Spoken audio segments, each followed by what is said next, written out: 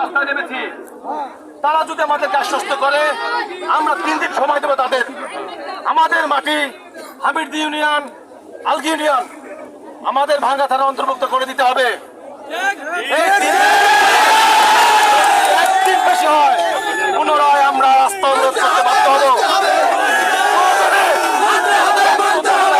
দেবো। যাবো না, যাবো না, যাবো না।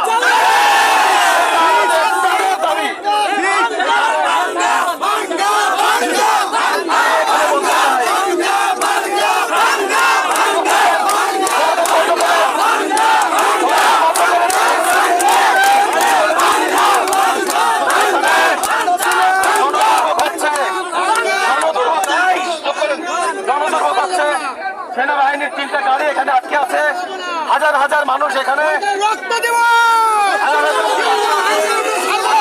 প্রশাসনের যারা আছে তারা যদি আমাদেরকে আশ্বস্ত